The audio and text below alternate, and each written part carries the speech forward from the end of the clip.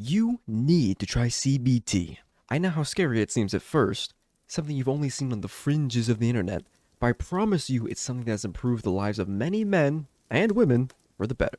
Sure, at some points it may be a bit painful and definitely uncomfortable, but the reward at the end of it all is worth every second. That's why you need to try CBT, Cognitive Behavioral Therapy. If you were sticking around because you thought I was talking about something else, then you doubly need to watch this video on CBT. Okay, disclaimer as usual, I'm no therapist. I'm sharing personal experience. I'm not trying to be your Hannibal Lecter, I want to be your Uncle Iroh. Typically when you say cognitive behavioral therapy, you're implying a therapy guided by a professional.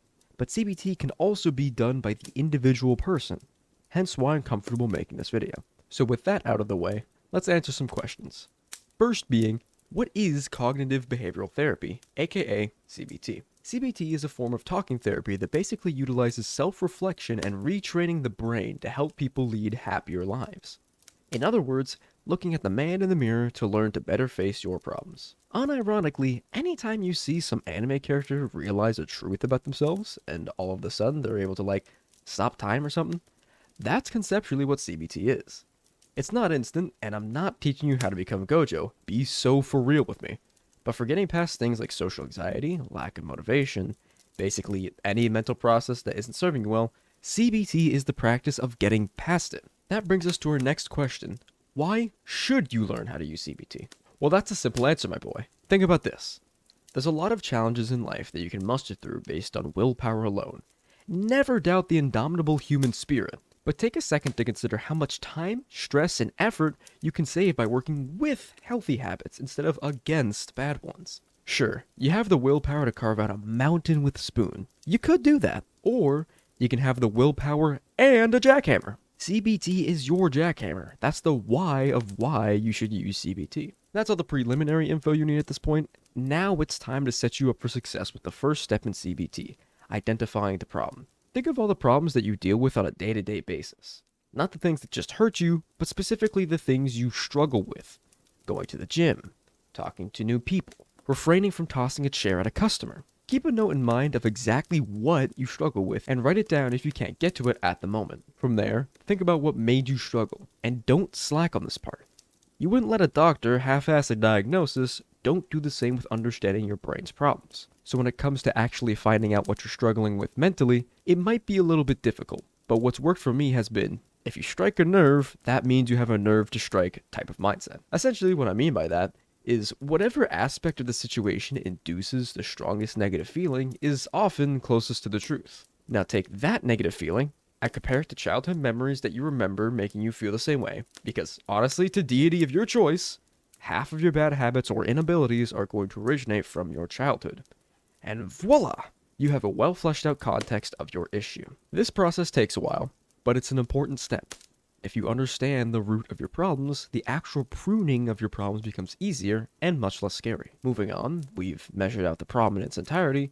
Now we're ready for the next step, which is figuring out where you want to go from here. It's very crucial that in this moment in your journey, that you be completely honest with yourself.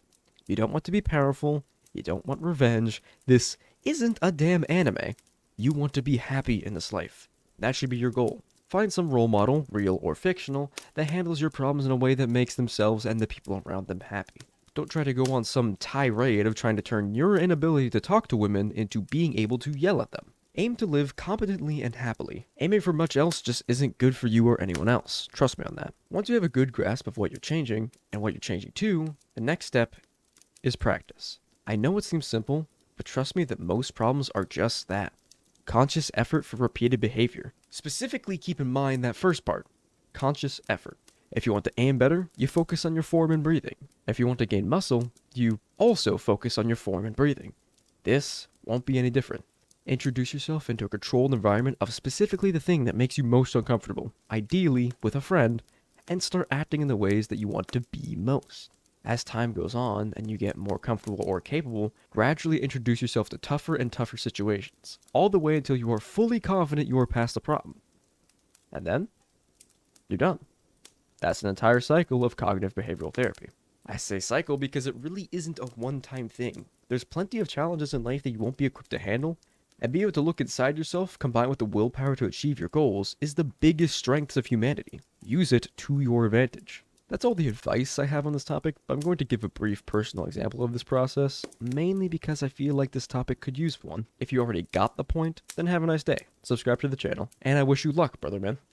But if you do want the example, then here goes. I had struggled with a physical confrontation for a large portion of my life, mainly because I was introduced to violence at a very young age.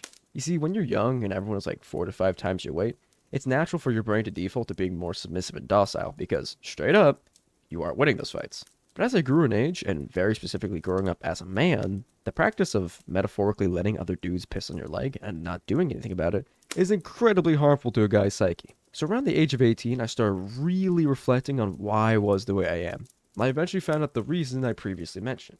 From there I figured, I still don't want to cause excess harm to people even if they wronged me, because hurting others isn't without its own consequences to you. But I did find it really easy to shut people down by speaking with authority and directness. If they didn't mean to step on your toes, they apologize, everything's all good. If they did mean to step to you, then you either walk away and save yourself the time, or you start laying down the law. There is the third option of de-escalating, but as previously stated, that was not the goal of me then. Regardless, after realizing where I wanted to be, I started practice with my friends, being honest when I needed them to stop hurting me, and nowadays, at this point, it's hard to find someone who can talk crap on me in a way that matters to me.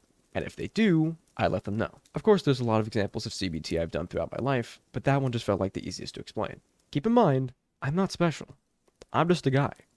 You too can implement cognitive behavioral therapy into your life. Just look in the mirror, see where you want to go, and then practice like you would anything else, from easy to difficult, all the way to the end.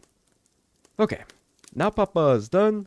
No more advice for this video. You're a beast with wisdom at this point anyhow. Have a good day, and don't forget to subscribe to my channel. I do like uploading, and you do like listening. I'll see you in the next one. Peace.